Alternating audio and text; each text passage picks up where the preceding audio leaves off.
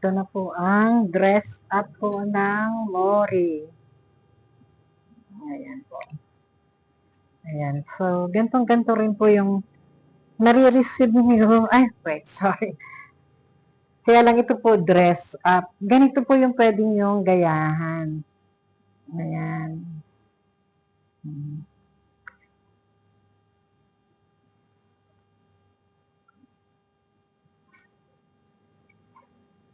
Okay, pagpasok po sa right side, ayan po, dining room.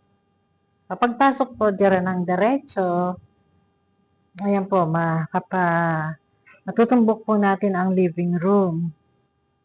Tapos sa right side po ay ang dining. Ayan po. Ito po ay pwede ninyong sundan.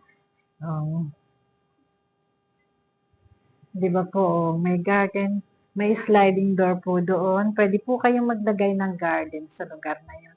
Para pag kayo kumakain, maganda po yung ambience. Ayan po. Ayan po yung kitchen. Tapos ito pong door na to.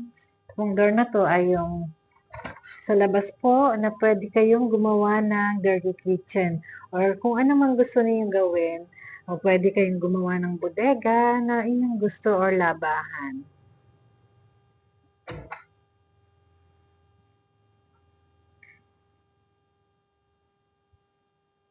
Okay, tapos eto naman po ang bathroom. Okay, tapos eto po sa ilalim po ng hagdan. Ayan po, pwede nyo pong gawing may study table.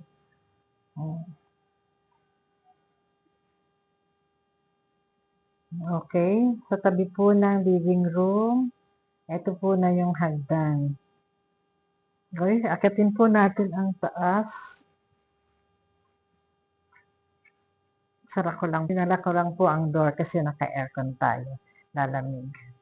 Okay, pasok. Panhig po tayo sa taas. Ayan po.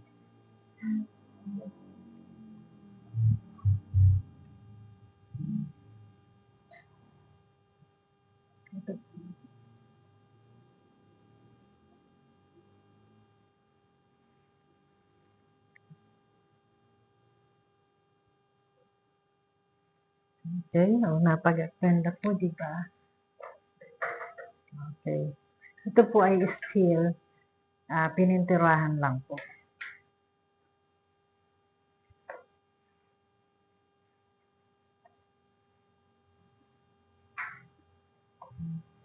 Okay po.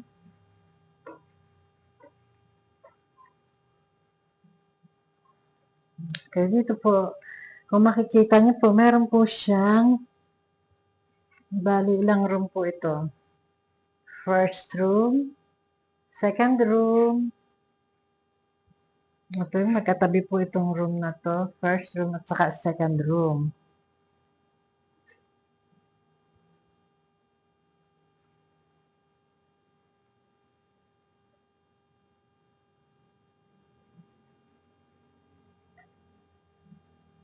Ito po yung first room.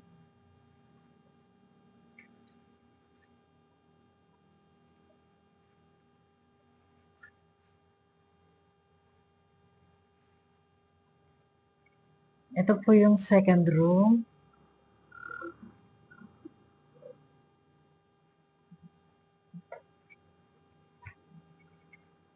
Ayan, yung kompleto po, may mga cabinet. Punta naman po tayo dito sa kabilang room. Maybe ito po yung master bedroom. Master's bedroom. Ayan po.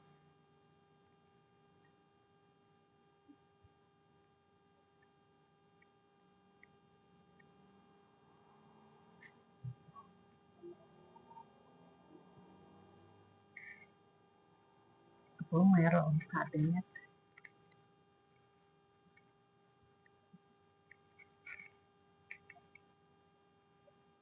Tapos, dito po yung parang may terrace po dito na maliit. Ayan po. Di ba po napakaganda? Mga 1.5 by 1.5 lang po siya. Para makita nyo lang po yung labas kung anong nangyayari sa labas. So, ayan po. Ganyan po kaganda itong Mori Dress Up. So, lipat naman po tayo dito sa kabila. Okay, meron po dito. Nasa taas pa rin po tayo. May peeping window. O, makikita niyo po kung anong nangyayari sa labas.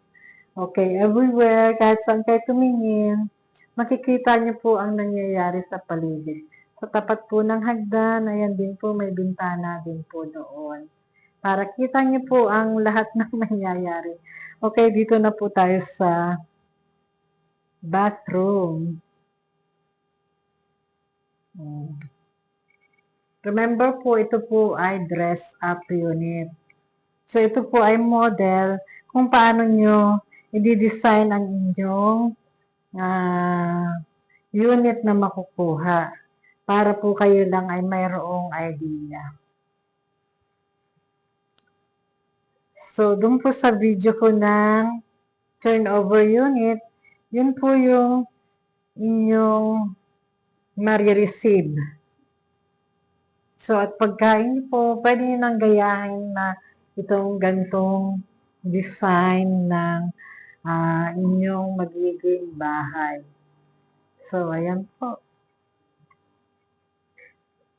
So, thank you so much po.